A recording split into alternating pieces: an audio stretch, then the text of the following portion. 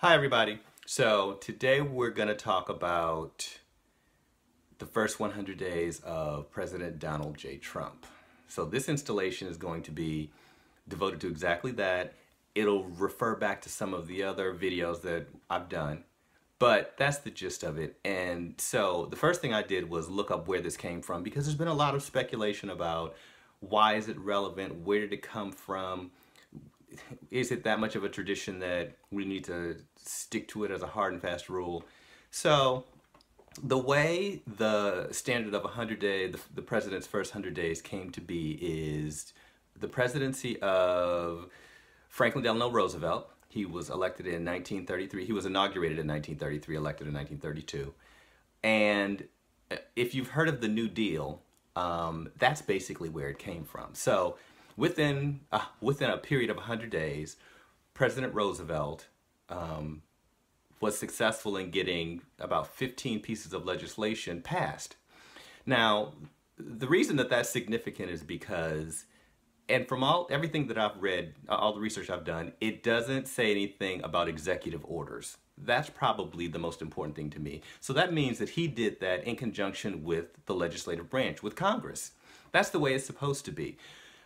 I think the reason that there's been some speculation about whether it's valid now is because we live in a different time. Our society is very different. Our Congress is completely different. And so the idea that a president can get a lot done in 100 days in this environment may be a little bit of a stretch. And I want to say that the media did give him a little bit of a pass on this. You know, once the 100 days got here, most outlets said, oh, he's reached 100 days, here's what's happened, and completely moved on. So there's been no more conversation about it. We just kind of got to it, made mention of it briefly, and moved on. And so, you know, I guess we can't gripe about that so much, but I think the part that's difficult is it's a tradition that's been in place since Franklin Delano Roosevelt. He accomplished a lot in 100 days with the New Deal, and that set the standard. Now that our economy has evolved and our society has evolved, I think we have to look at that standard and say, it might be a little much, because again, nowadays I think we just have to look at it as, it's a tradition, it's a marker of what the president will be able to do in 100 days.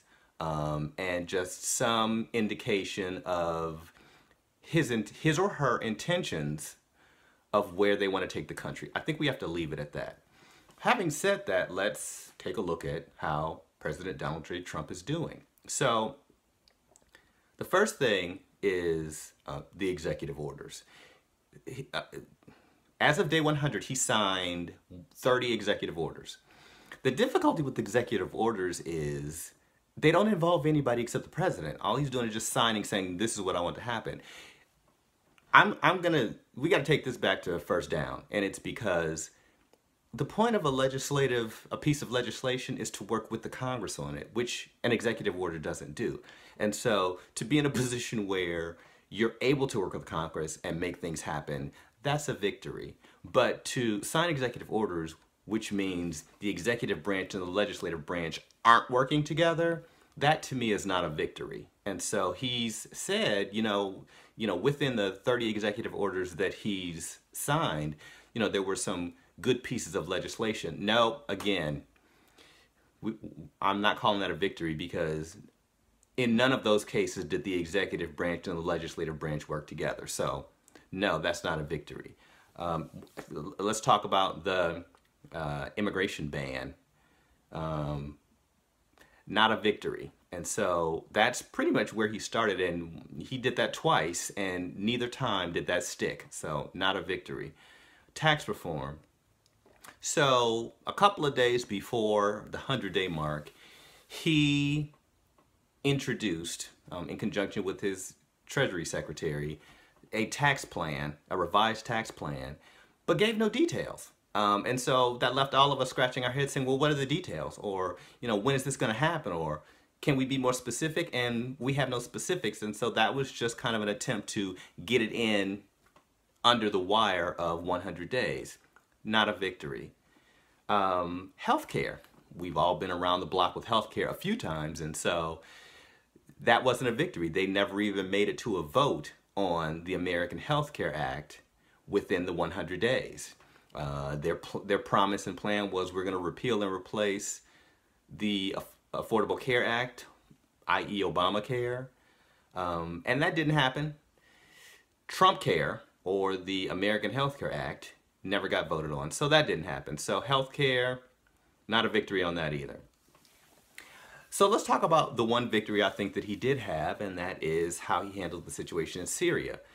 Now, President Obama previously said, you know what, we're not going to get involved with Syria. President Trump, before he became president, when he was just candidate, Trump said, we're not going to get involved with Syria. They can do whatever they want. As soon as he said they can do whatever they want, President Assad did whatever he wanted, and that was launch a chemical weapon on his citizenry. That's the point where, you know, again, we talked about this in a previous video. He had to get involved. I mean, as a significant member of the international community, we have an obligation to stand up and say, we're going to be a part of this, and we have to do what we can to help. Because everybody in the international community was outraged over that, and with good reason. I mean, innocent men, women, and children were killed as a result of that. And so I think that was a victory, and it's because he launched a strike. There were no casualties. I read no reports where there were any casualties. And because of that, we made a point. We made sure that Syria knows where we stand on chemical weapons. And it appears that things have calmed down a little bit. So that's a good thing. So we're giving him a victory on that. The nomination of Neil Gorsuch to the Supreme Court and his subsequent confirmation, I feel like we need to go back to first down on that one as well, only because the way he got confirmed was a little bit of trickery. You know, the Senate changed the rules just so that they could confirm him. You know, again, President Trump is calling that a victory, but I'm maybe calling an audible on that one. I don't know. I don't know about that one. So we're giving him Syria. We're abstaining on Judge Gorsuch, and we're calling no victories on tax reform, health care, and a ban on immigration. So I think the bottom line is, you know, President Trump is a little bit behind the 8 ball, but isn't that to be expected? Because again, we went into this saying, let's see what happens. And now we're seeing what happens. So I'm curious to see what you folks think about his first 100 days. So leave me comments. The tweeting has not stopped. The tweeting will continue. And so make sure that you get the tweets to me at SGTATARMSUSA. I will continue to tweet with President Trump, the Speaker of the House, Ryan, for now, because he's the Speaker for now.